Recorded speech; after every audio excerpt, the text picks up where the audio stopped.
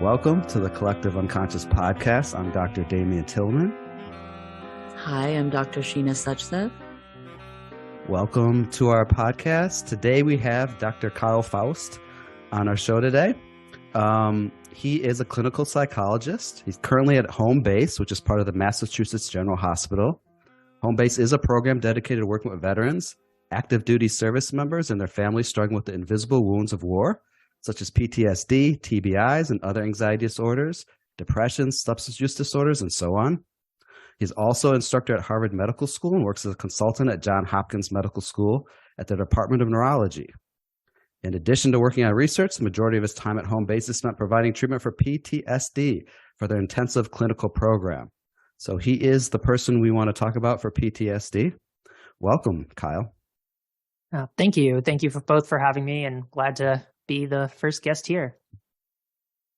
All right. Now, PTSD, do we know what that means, Doctor?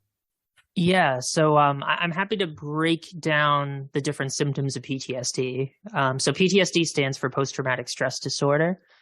And the easiest way to think of it is that there's these 4 symptom clusters, and then someone also has to meet what's called criterion A. And criterion A involves experiencing some sort of traumatic event. And for all intents and purposes, a traumatic event would be defined as exposure to actual or threatened death, serious injury, or sexual violence. And someone has to either directly witness it happen or see it happen to someone else. And this could also include hearing about a traumatic event that happened to a close friend or relative. And this has to be a traumatic event that was violent or accidental if you're hearing about it happening to someone else. And then it can also include repeated or extreme exposure to negative details of the traumatic event or events, something like police officers repeatedly exposed to details of child abuse, things along those lines. And then moving to the 4 clusters of symptoms, the first cluster is what's called intrusive memories of the traumatic event or events. So that would be things like flashbacks, almost like you're watching a movie of the event occur. You might even feel like you're back there experiencing it again. It can also be these images of the event that you can't get out of your mind, not as detailed as a flashback, but this would be more like if I asked you to try to visualize a tree right now. You probably can do that even if you're not like seeing it like a movie screen. But these images are just something that you can't get out of your mind. You find yourself thinking about over and over again throughout the day. And then it can also include nightmares. So that's the first cluster. Then the second cluster is avoidance of things that remind a person of the trauma. So that can include using substances. It can be avoiding people, places, or things that remind you of these traumatic events. It can be staying really busy with work. There's many different types of avoidance. And then the third cluster of symptoms is what's called the cognitive and emotional symptoms. When I say cognitive, this means negative expectations about yourself, other people, or the world. Feeling like you can't trust anyone, everybody has bad intentions, things like that. And when I say emotional symptoms, that means strong negative emotions, feeling a sense of horror, sadness, shame. It can also include feeling detached from other people. And then the last cluster of symptoms is hypervigilance and emotional arousal. So the hypervigilance is where you're scanning your environment, you're frequently looking for threats. And the emotional arousal is where you have experiences like a exaggerated startle response, where loud noises really bother you, people coming up behind you really bothers you more so than average, substantially more so than average.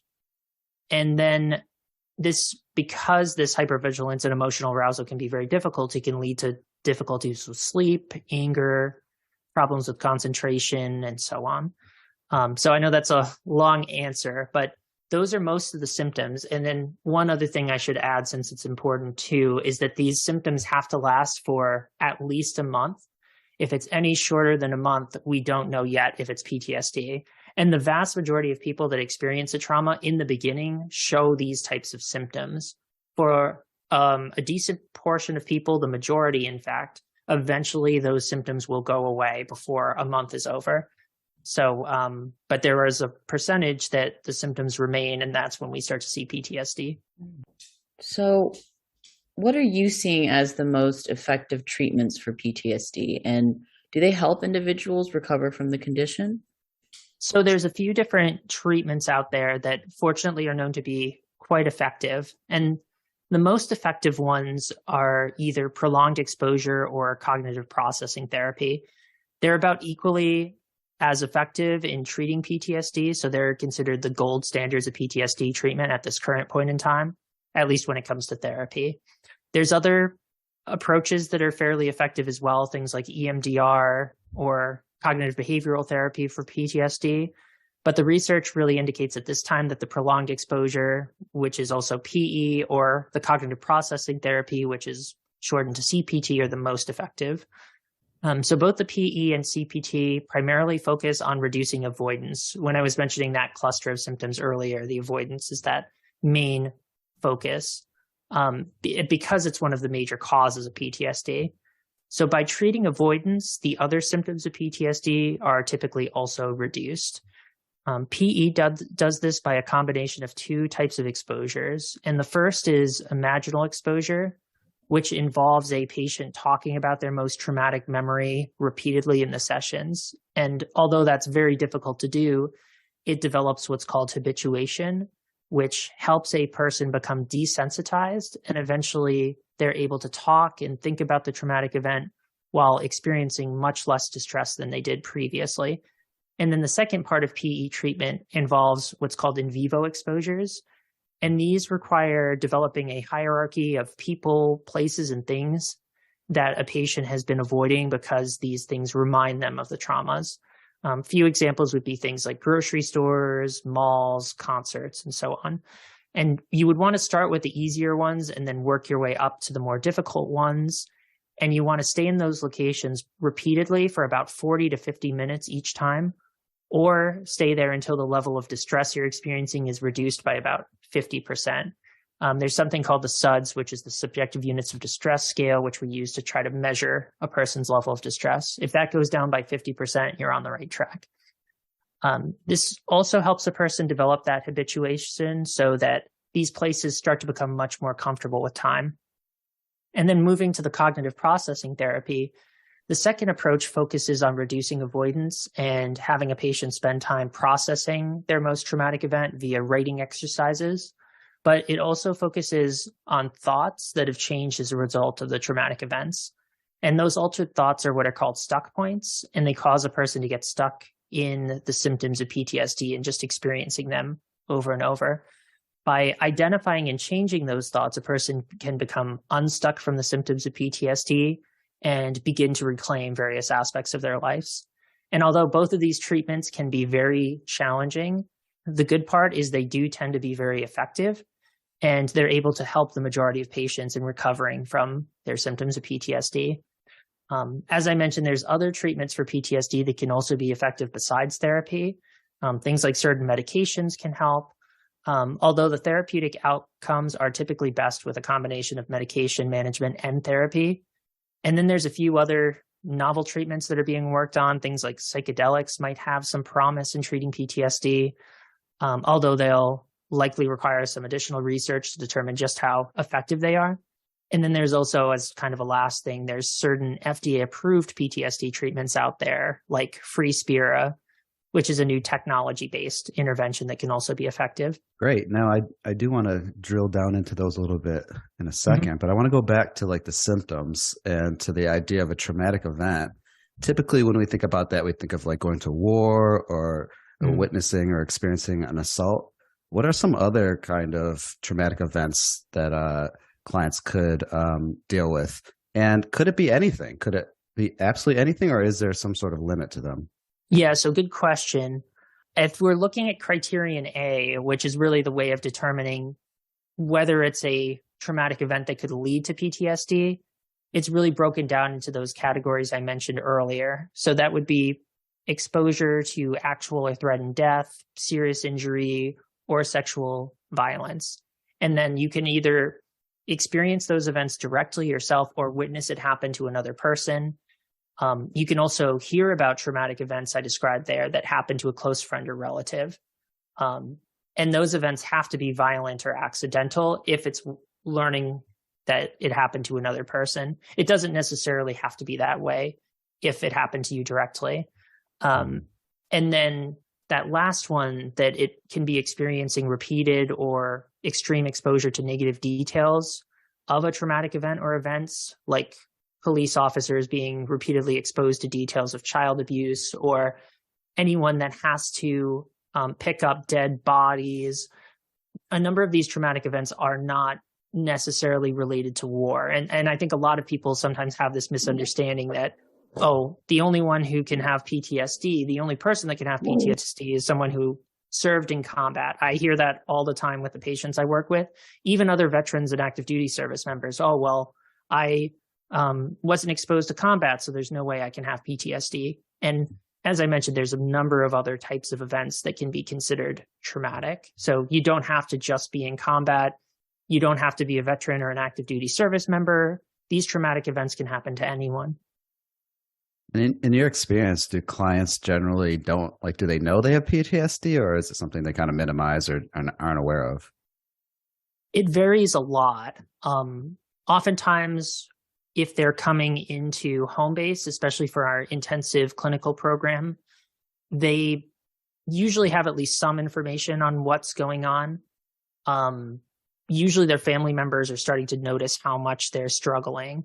And some of them have already tried to get help for PTSD and have had struggles finding effective treatment.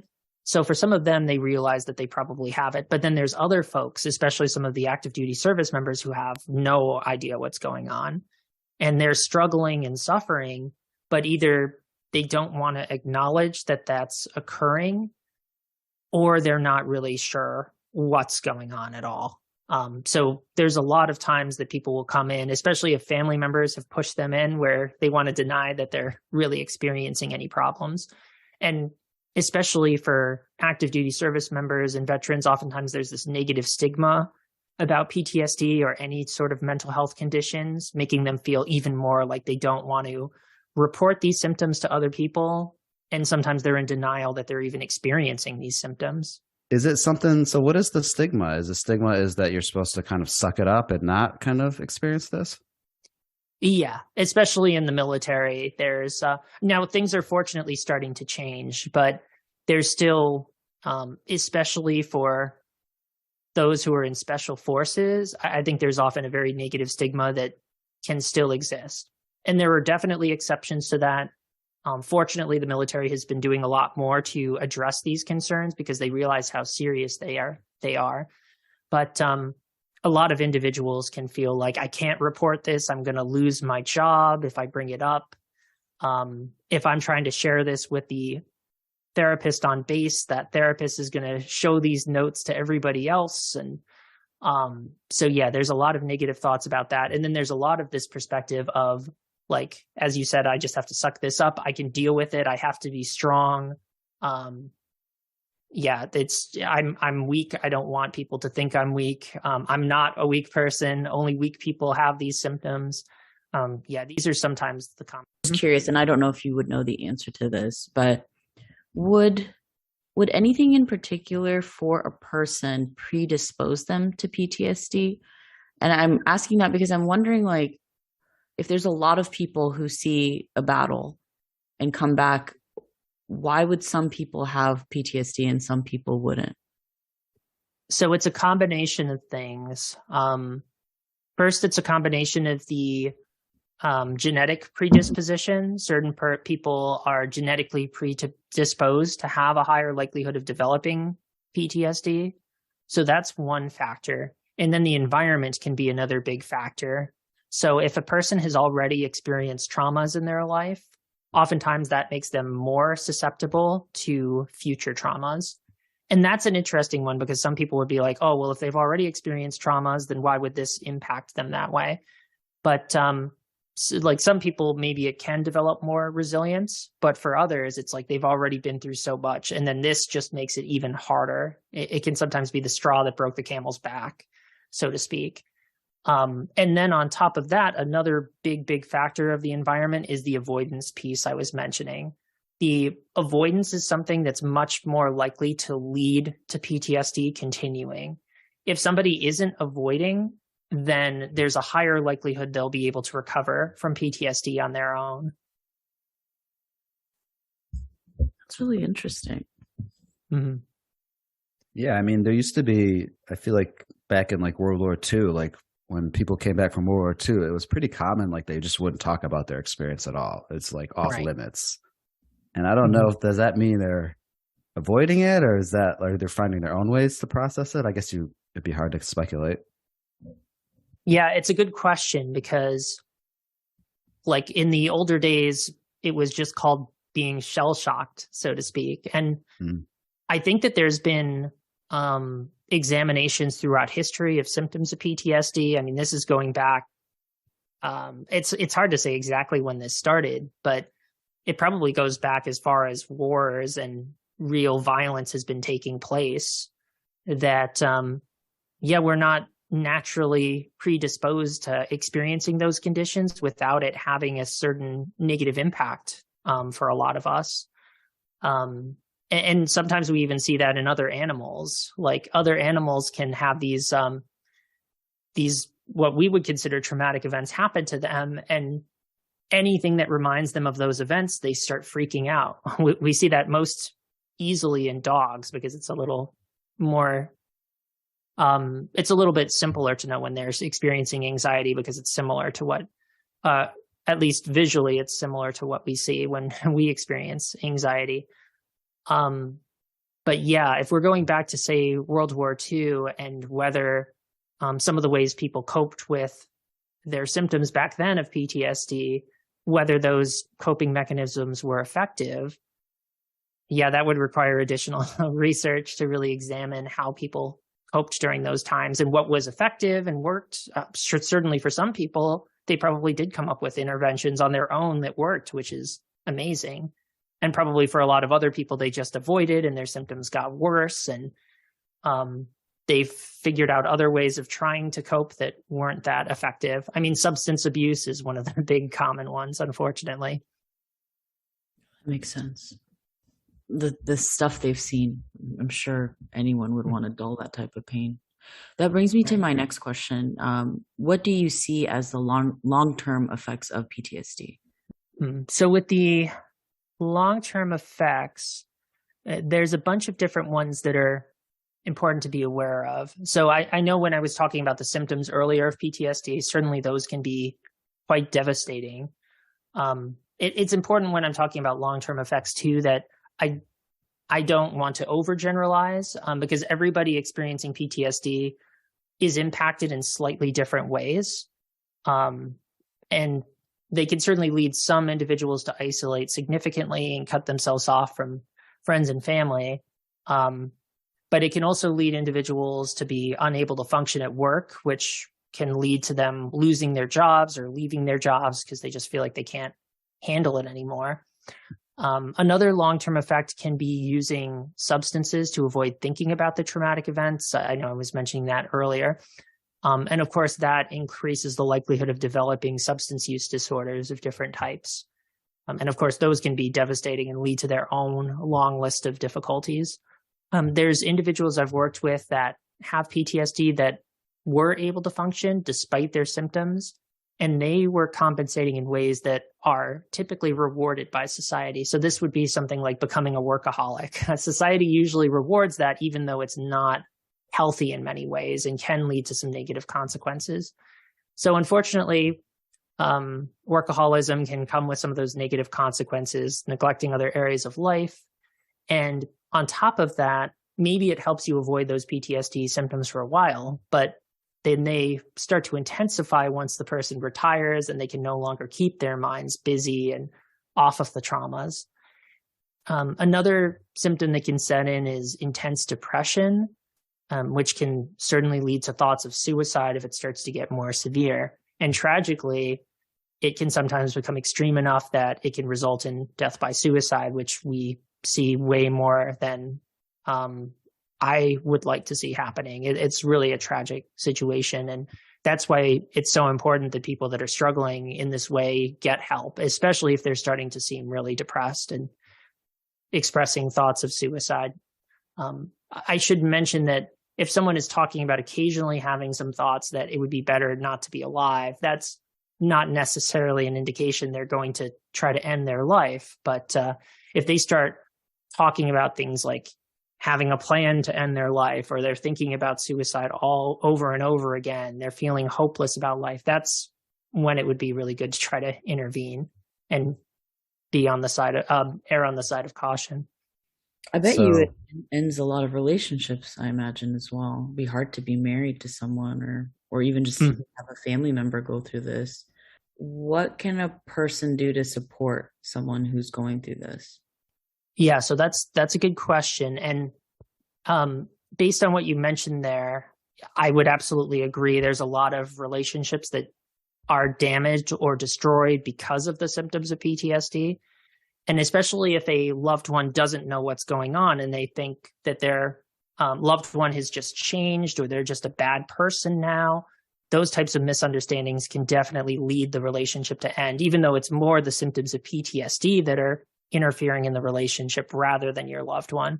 So there can be some of those misunderstandings that can understandably take place there.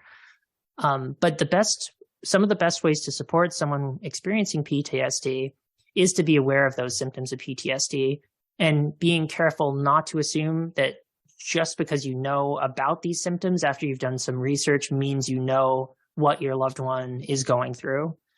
Because some people experiencing PTSD believe others can't understand what they're experiencing and won't be able to relate to their experiences. And there's certainly an element of truth that many people won't be able to understand. Instead, it's good to tell a person that you're there for them and you want to help support them if they're open to it. And it can also be good to be aware of some of the various resources that can help a person recover from PTSD. I think that that's the real key here. So that could include individual therapy using PE or CPT. It could be using medications or so on and so on. And if you learn more about the treatments, you can also help provide some information to your loved one or provide them websites that might be helpful. Just a few that come to mind. There's the National Center for PTSD, which can be a good start since it provides videos and plenty of reading materials on PTSD if you want to educate yourself there. It can also be good to be aware of the Veterans Crisis Line in case of an emergency, since it can be called 24/7. And either you as a loved one or any family member of a veteran can call, and the veteran themselves can call as well. Just to provide that number, it's 1-877-927-8387. And it also has a online chat version and a text version available as well. Depending on what state you live in, there are likely also additional crisis lines available for loved ones or family members that aren't a veteran as well. So again, we don't want to just focus on veterans here. PTSD can happen to anyone. And then if you feel like your loved one is really struggling, you don't know where to reach out to, it feels like there's not enough time to look up these resources, which is why it's good to do it in advance if possible. But you can always reach out to 911 if it feels like it's that clear emergency and you don't want to take chances that they might hurt themselves or someone else. I don't know. I'm thinking about PTSD and I'm thinking about culture and I'm thinking about media and I'm thinking about TV and movies. Mm-hmm. And I think like every protagonist on every show or movie's probably got like some symptoms of PTSD, but we never see it. Like we never see it. And I think of a man too, like when I think about PTSD, like symptoms in a character. So what's the deal with that? Do women have PTSD? Yes. And yeah. Does it look different, or why is it so much considered like a man's thing? Yeah, so that's definitely a misunderstanding because PTSD can happen to anyone. I mean, I definitely agree that when it comes to movies and films, people are experiencing all these horrendous traumatic events over and over again. They kind of need those things to be happening to steer the plot of a lot of these movies and films. And sometimes they focus a little bit on the consequences, but the long-term damage done by those types of traumas, yeah, you don't see that nearly as much in a lot of these movies or TV shows. But yeah, regardless of someone's gender, this is something that can happen to anyone. And Yeah, the symptoms can look similar in many ways based on some of those symptoms I was mentioning earlier, but we really want to be careful about not oversimplifying and saying, oh, this is what everybody with PTSD looks like, because every person is an individual and the symptoms are going to be looking a little bit differently. They're still an individual person with many different strengths and life experiences that are going to look different than others who are experiencing PTSD. So we want to be careful to try to not overgeneralize there. But yeah, definitely it can happen to children and adolescents as well. There's unfortunately a lot of people that go through some significant traumas when they're younger. And this is something that if they don't get treatment can follow them for many, many years. And the piece there is that if they experience a trauma at a young age and you can get them treatment right away, there's a much, much higher chance you can treat this before it starts to get worse and before this person has suffered for many, many years from the symptoms. Yeah, I mean, you could look at, the John Wick series of films as one man's kind of way of dealing with his post-traumatic stress disorder symptoms. And he avoids it. He's a workaholic. He goes right back to work, so he doesn't have to deal with them. Right. Yeah, the workaholism is definitely rewarded by society. And I think that that's oftentimes the most common reaction I think you see in TV shows and movies is like the person has their goal that they have to meet. They need to get their revenge and kill these other people that killed their wife or their child. And then they just focus on the mission, killing this guy that was responsible. And that gives them that sort of workaholism in a way. It's that goal. They can focus on that and not think so much about the horror of what occurred. And the thing is, even when they get their revenge, if this is real life we're talking about, they get their revenge and then what next? Then the trauma really starts to hit them fully. So the revenge piece is usually not going to help them in treating this. I want to ask a weird question. I don't want to dismiss people who experience PTSD, but so many people watch true crime and the gory details of crimes over and over again. Does that have an effect? What do you think that's about? Yeah, that's an interesting question there too. So I don't know if they've done studies on those that have been exposed to really violent TV shows and films and what impact that has, whether it starts to desensitize people to violence and it disturbs them less if they see it in real life and therefore they're less likely to experience PTSD. I don't know the answer to that. I mean, I think based on what we know about people getting desensitized to seeing lots of violence on TV shows and films, that does tend to make them a little bit more desensitized to seeing that violence in real life. But I think there's also people that can really compartmentalize and watch this violence in a video game or a TV show and a film, and they know it's fake. And because it's fake, it doesn't disturb them in the same way. And then if they actually see that violence in real life, it's still very, very different. And it can still lead to that traumatic event for them. So, I mean, I'm just kind of theorizing and thinking about it. But yeah, I don't know if there's any research that's really examined that question, but it would be interesting to examine. I have a friend that goes to sleep listening to true crime podcasts. And I'm no psychologist. Well, I am a psychologist, but that's got to affect somebody. Mm-hmm. Yeah, I mean, I think what we do know is if we're seeing lots of violent images, it usually shows up in our nightmares and things like that. Or we're closing our eyes at the end of the night. I mean, that's when we're experiencing memory consolidation. And during that period of time, it's like your brain is starting to consolidate all that information you learned throughout the day.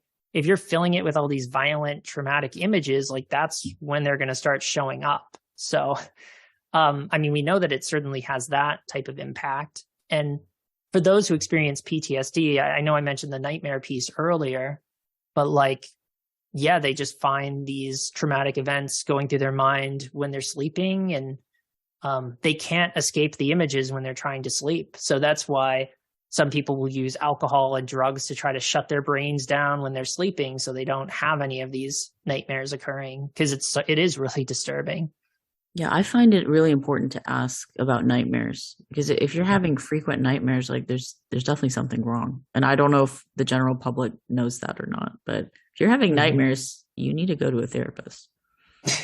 Well, I think that when it comes to those types of nightmares, that's where it's definitely good to ask what the person is watching, because right now we're unfortunately in a culture where you turn on Netflix, you turn on Hulu, these different programs, and it's like a lot of the top programs are extremely violent and focusing on Jeffrey Dahmer and these serial killers. There's like an obsession with it right now for some reason.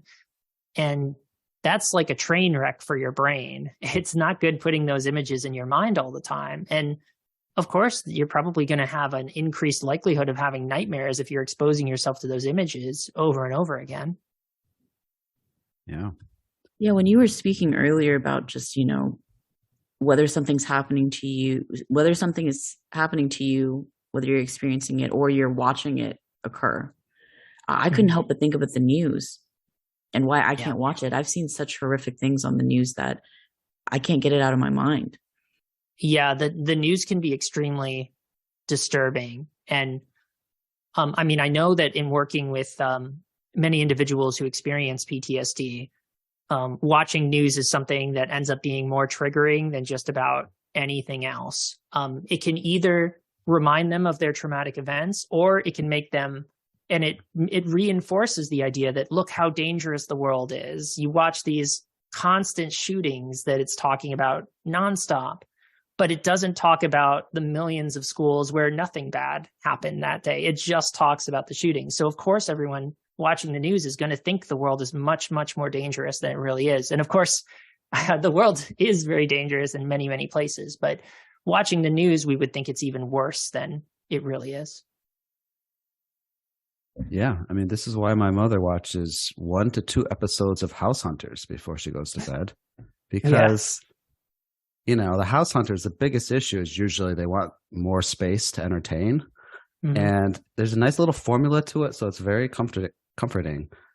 So I do wonder what people, and I think, Sheena, that's also a great point you make about like what therapists generally ask about their clients' dreams. If you're not really into dream interpretation, most therapists aren't going to ask about the dreams, but that's really important to kind of understand what's going on for the person during their waking life. Exactly, because I can imagine someone suppressing everything else, like even minimizing what they're experiencing, but if you're having nightmares. And I think even if you don't do dream analysis, it sounds like it's just part of the criteria. Is that correct? Yeah, the nightmares are it's definitely one of the symptoms of the intrusive memories. So that first cluster I mentioned, either flashbacks, images you can't get out of your mind, or the nightmares.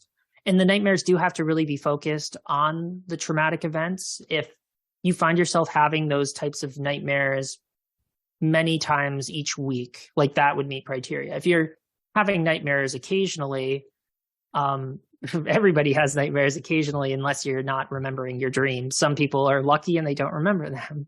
But everybody dreams unless you have some sort of neurological disorder that is stopping the dreams from happening. Everybody has nightmares on occasion for the most part. And these would have to be nightmares that are occurring quite frequently and that are involving the traumatic event to some extent.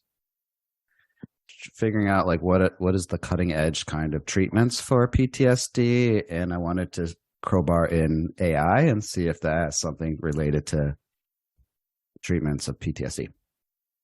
So probably the future PTSD treatment, there's a lot unknown with what's going to happen there. There has been a lot of focus on using digital technology to improve PTSD treatment. I know I mentioned FreeSpira before. That's a new technology that's being used to treat PTSD. It's similar to biofeedback, but it does involve like coaching to use these skills, and it is FDA approved. So there's potential with programs like that. There's been virtual reality therapy developed for different types of imaginal exposures, putting someone in a virtual reality like scenario of their traumatic events, which can also have a lot of potential.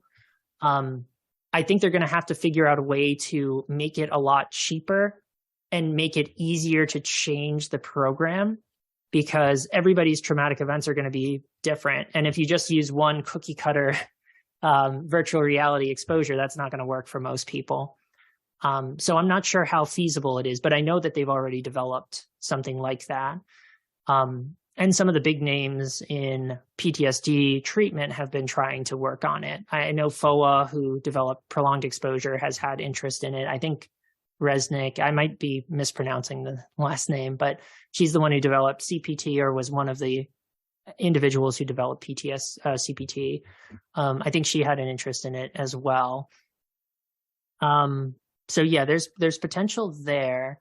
I think there's work on different types, applying things like machine learning and deep learning to figure out and tailor PTSD treatment. I think things like that are being developed. There's lots of apps that are being developed. There's already some out there that show a lot of promise, which is great, because that can allow us to provide PTSD treatment, or at least some assistance and some tools for those who wouldn't be able to access therapy otherwise. So we can help a lot of underserved populations, which is really positive. I'm trying to think. Yeah, I mentioned psychedelics earlier.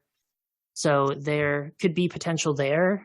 It would be amazing if we were able to develop some treatments that aren't as challenging as the therapeutic approach, because forcing yourself to face your worst fears is very, very difficult. There's not that many people that can do it. So it requires a lot of courage and perseverance to be able to complete these treatments. So if we can find something that doesn't require that level of resilience or perseverance, that would be amazing. So I hope we can find them. I mean, free spira, from what I understand, is something that wouldn't be as challenging. It's more learning biofeedback breathing techniques. So I hope we can find more and more interventions like that that can hopefully be just as effective as PE or CPT without being as difficult for the patient to have to go through. I was just asking about complex PTSD, which from my understanding is just that you've suffered like a series of traumas. It's not just like one event in particular has caused all of these symptoms. And I'm curious to know if that's something that, you happen to diagnose. Is that something that you see a lot? And I guess you wouldn't diagnose someone with both, because that doesn't really make sense. But well, so yeah, I'm glad you brought that up, because essentially complex trauma really would be PTSD. It's just having experienced more than one traumatic event. So that's why normally with like prolonged exposure and CPT, they try to focus on what the most traumatic event was. Now, for some people, it's really hard to figure out, okay, what was the most traumatic event? So oftentimes the psychologist's responsibility is to really try to help them in figuring out which one is the most intense. And then we really want to try to help them in focusing on that. But especially with cognitive processing therapy, there can also be more flexibility in focusing on any other types of traumatic events that have come up as well. Because if the traumas are different enough that focusing on the worst one doesn't help improve some of the other ones, we would want to be able to spend time on the others as well. PE, I think, also provides a little bit of that flexibility. Normally, it wants to start with the most intense trauma. And in theory, by focusing on the most intense, it also makes the others less distressing as well. But if you were to help the person in significantly reducing their distress on their most traumatic event, but they're still experiencing distress in some of those other traumatic events, then you would want to help them get through those other traumas as well. And you would want to try to do imaginal exposures with those other traumas if needed. I do think it's important for people to know it's not just war, it's not just assault. Like it can be physical, emotional abuse that you suffer, with your families. Yeah, absolutely. It's very important for people to know what the symptoms look like and what qualifies as a criterion A traumatic event. unfortunately, I've also seen, so as you mentioned, there's some people who are like, oh, it's traumas are only X, Y, and Z. It has to be related to war. It has to be watching someone die a gruesome death to, some war-based event. And that's certainly not true. But I've unfortunately also heard the opposite, where somebody is like, oh, somebody said something nasty to me on the internet, and now I have PTSD. And it's like, well, no, that's not going to fall under criterion A here. Now, that can be a difficult event, but that's not something that's going to exactly lead to PTSD necessarily.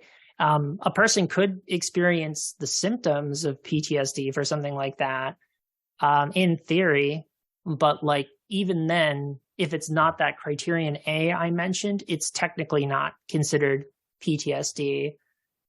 There's some other types of PTSD, like PTSD unspecified or not elsewhere specified.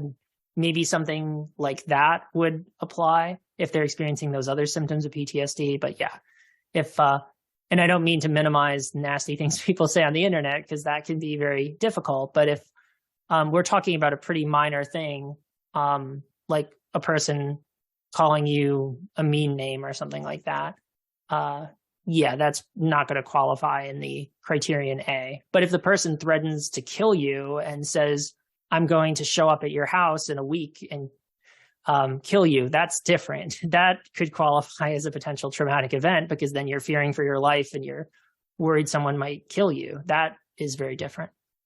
Is there anything else that you think we should know, or the public should know about this, about PTSD? So there's a few other things I can mention here. I do think just some additional thoughts on the future of PTSD. I do think PTSD treatment is likely to continue to improve with time. CPT and PE are likely to continue improving. They're likely to become even more effective. My hope is that there's going to eventually be other new therapeutic approaches that have even better outcomes. It's likely that medications are going to come along that are more effective than what we have right now. More technology could help, possibly psychedelics and other programs out there can be, might have some potential. I think that there's also going to be things like genetic studies that would allow us to even better understand genes involved in PTSD and possibly provide novel treatments there. So I mention all this because there's a lot of promising developments out there. And while some of these developments might not work out in the long run, some of these are going to be very effective and increase the chances of effective recovery from those people, for those people out there that are struggling with PTSD. And even for those cases where someone has tried these treatments and they haven't worked, I want to mention this to help them in maintaining hope. And there are some of these other treatments out there that are going to come along that will likely be even more effective than what we have right now. And even if you tried one of these treatments and it didn't work for you, it might still be worth trying one of the others. And there might be certain modifications you can make in your treatment that might help in making that difference and allowing you to recover, or at least reduce the symptoms. One kind of last thing in terms of talking about, like, I'm not sure what this would qualify as, but I just wanted to also mention, I offer consultations to any therapists, psychiatrists, or social workers that want to learn more about PTSD treatment or would like advice on PTSD cases, especially if they involve CPT or PE. Please feel free to reach out to me via email if you'd like to schedule a consultation session or would like further details on what I can provide there. I'm sure they can drop my email in the somewhere here. But just in case, I'll just mention it's kfaust@mgh.harvard.edu. Great. Could you give us any other resources for people maybe that just need some like local referrals? Like I know that the VA often will give therapy. So there are definitely a lot of resources out there. So both for veterans and active duty service members in particular. We do have our home-based program itself. So if you want to check out our website, just look up homebase.org, one word. We offer free services for any veterans and active duty service members from nearly anywhere in the world, as long as you qualify for care with us. And that would be for our 2-week intensive clinical program. And that program focuses on either PTSD or traumatic brain injuries. And we provide a similar program for any spouses and parents who've lost a loved one that was a veteran to suicide. And that program is called the Tragedy Assistance Program for Survivors. We provide outpatient services as well for any veteran, active duty service member, or adult family members of a veteran. If they are in Massachusetts or they live in a nearby state where they're able to cross into the Massachusetts border for their therapy sessions. And then there's other strong PTSD treatment programs out there too. There's UCLA's Operation Mend program in California. Emory has a healthcare veterans program in Georgia. Rush University has a medical center program in Chicago, Illinois. Those are some strong programs that have solid reputations that I know of. Other good resources, I mentioned the National Center for PTSD before. That's worth checking out. There's the Warrior Care Network that has a lot of good information and potential referrals. And then you can also always browse websites like Psychology Today to look for therapists nearby that offer PTSD treatment. And if you see that they provide either PE or CPT, that's going to be especially helpful for you. Those would be clinicians that would be best to reach out to. Thank you for having me on and providing me an opportunity to discuss PTSD and help bring a little bit more awareness about this very serious invisible wound and what we can do to help others that are struggling from it. Dr. Faust, thank you for joining us today. Thank you. Yeah, thank you both again for having me.